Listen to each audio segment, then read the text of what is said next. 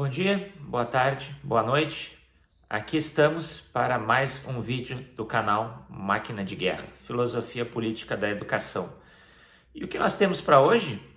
Nada mais, nada menos que um dos capítulos, né, do livro Realismo Capitalista, né?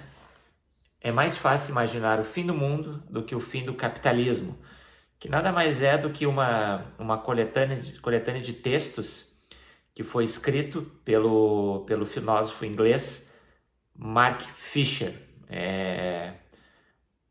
Uma das mentes, na minha leitura, mais brilhantes que nós tivemos, né, no século XXI, para poder pensar diversas relações existentes entre cultura, política, filosofia, educação e neoliberalismo.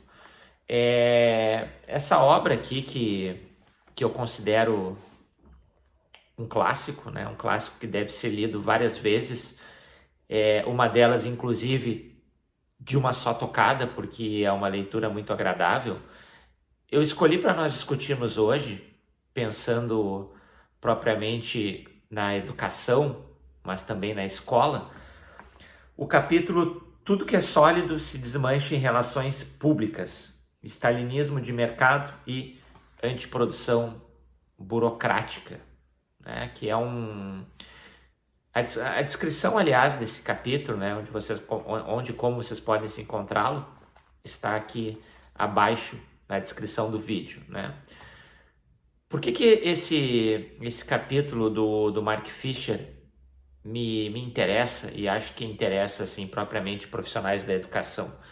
Porque ele, ao mesmo tempo que registra alguns processos pelos quais nós estamos vivendo enquanto professores, pesquisadores e também estudantes, ele diagnostica, né, a origem desses processos, e mais do que isso, ele mostra como esses processos funcionam, né? Processos esses que eles estão tão naturalizados no nosso trabalho docente, no nosso trabalho pedagógico, que muitas vezes a gente trata como se a nossa profissão tenha sido sempre assim, né? E o Mark Fisher mostra que não, né? Eles decorrem, né, de uma série de fatores que vêm na linha tanto uma perspectiva neoliberal, como também, né, das transformações dos arranjos produtivos provenientes do pós-Fordismo, né? Esse é o primeiro ponto a destacar. Vale a pena dizer também, né, que o Mark Fisher, quando ele trata de neoliberalismo, nós temos que levar em consideração três elementos em torno das políticas neoliberais que não propriamente tem a ver com uma diminuição do Estado mínimo, como muitas vezes se coloca, mas sim justamente o contrário disso, né? Então, na perspectiva do Mark Fisher, que vai na linha, por exemplo, de um Pierre Dardot, de um Christian Laval, de um Deleuze, do próprio Foucault, o neoliberalismo, ele, em primeiro lugar, ele promove e ele incentiva uma competição permanente entre os sujeitos, entre as instituições, né? Fazendo essa proposta de uma competição permanente, ele fabrica logo subjetividades empreendedoras. Este é o segundo elemento. Todos devem ser empresários de si mesmo. E nesta mesma linha, né, as instituições devem se comportar como empresas. Instituições públicas e, por óbvio, instituições privadas, né? Então, essa é uma primeira linha muito interessante, né? Que é tratar de qual paradigma que está sendo operado pelo Mark Fisher. É muito interessante que o neoliberalismo, nesse afã de uma transformação de sociedade onde ocorre uma multiplicação de empresas, o neoliberalismo ele vai defender assim que queríamos a passagem para uma sociedade criativa, uma sociedade inovadora, uma sociedade que anti-estatal ela, ela não tem fluxos engessados, né, fossilizados que impedem a criatividade dos sujeitos e das empresas. Mas isso pro Mark Fisher, aí vem a primeira grande sacada, na verdade é um mero discurso, porque na verdade na prática o neoliberalismo ele entrega uma burocracia nunca antes vista, né? Uma burocracia que daria inveja à nomenclatura da União Soviética no seu auge. Não é por acaso que o slogan deste texto que nós estamos tratando, e o Mark Fisher é um autor muito feliz quando se vale de slogans, até como uma forma de comunicação, ele utiliza o slogan stalinismo de mercado. Ou seja, né, ele vai colocar que sob o regime de Stalin, né, a burocracia ela era tão ou mais importante do que a própria produção, do que a própria eficiência. Tanto que os trabalhadores sob esse regime, né, eles tinham relatórios muito bem feitos, né, onde se mostravam que todas as metas tinham sido alcançadas, que os resultados eram muito exitosos. Quando se sabia, né, se sabia há muito tempo, e depois isso veio à tona, que na verdade eram resultados maquiados, né? Mas que parecia que havia uma grande produtividade. E o Mark Fisher, o que ele vai colocar? Que isso acontece hoje em dia, né? Porque o neoliberalismo ele promove uma chamada cultura de auditoria, né? Onde o foco pela produtividade, pelas métricas, né? Pelo atingimento de metas, faz com que tudo isso acabe sendo mais levado em consideração e colocado mais esforços por parte dos trabalhadores do que os próprios resultados concretos, né?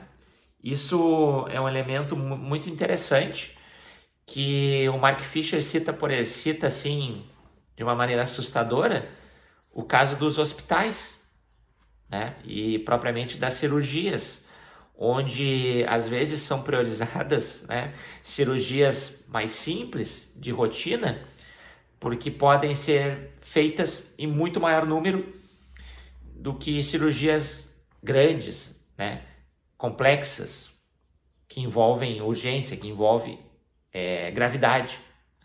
Esse é um elemento muito assustador. E no caso da escola, que aí vem a segunda parte do texto, no caso da educação, né, essa transformação faz com que a escola passe a se preocupar menos com os conteúdos, menos com conhecimento e mais com o grande monstro denominado de avaliação. Esse é um ponto chocante que coloca os professores numa ansiedade perpétua, né? Uma ansiedade que, é claro, gera impactos na saúde mental, que nós bem sabemos. E nessa perspectiva, às vezes o bom servidor na escola não é aquele que professa, um bom professor, mas sim um bom burocrata, né? Que preenche bem os seus formulários, né? Que deixa muito claro seus objetivos, que depois vão conversar com os relatórios, né? Aquele que sabe redigir, né, um plano de trabalho onde tem resultados esperados, seus tipos de avaliações, né? Que depois na própria forma como o relatório é explicado, apresentam as metas se elas foram alcançadas ou não, seus pontos fortes, seus pontos fracos, políticas de evasão, né? Rendimento dos seus alunos. Então, quer dizer, são dispositivos que dão muito trabalho a esse professor, né? Que exigem, inclusive, mais do que o planejamento pedagógico, né? Até porque não sobra tempo para fazer os dois de uma maneira bem feita, né? E a pressão das avaliações, tanto internas quanto externas, faz com que o professor ele tenha que fazer escolhas, né?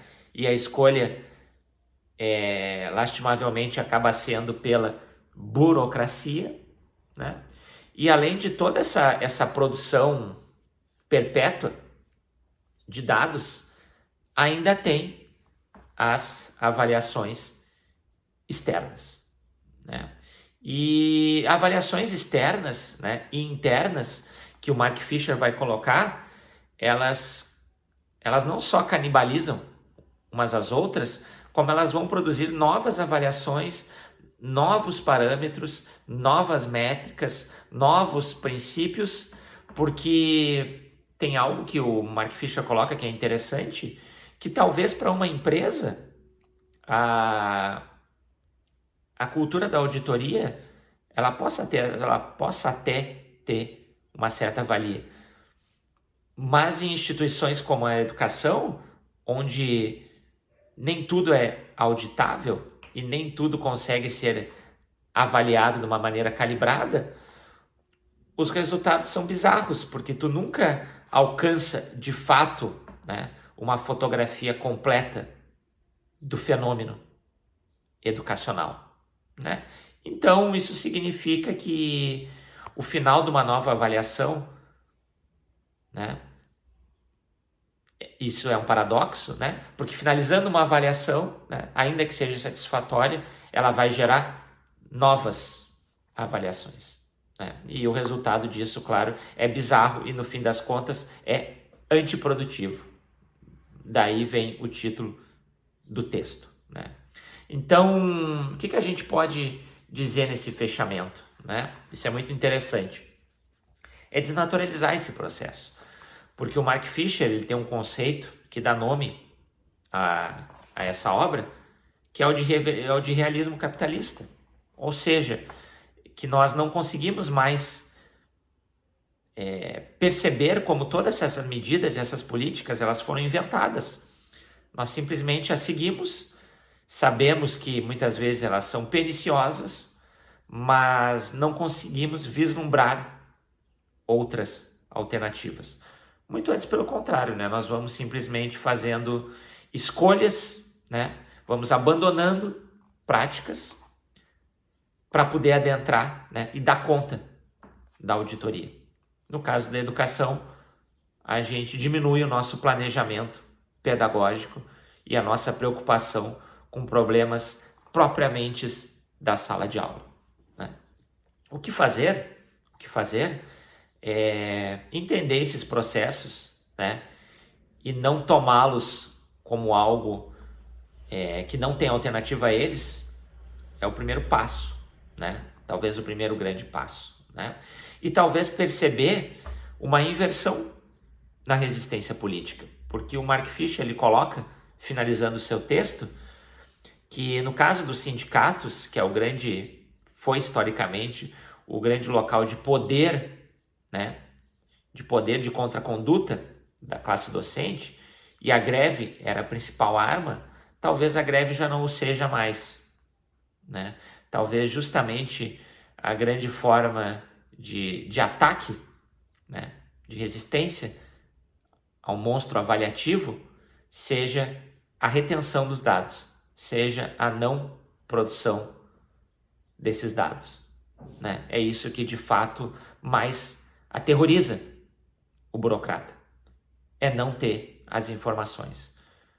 Mas isso é um outro assunto. Muito obrigado, é o que eu tinha para dizer.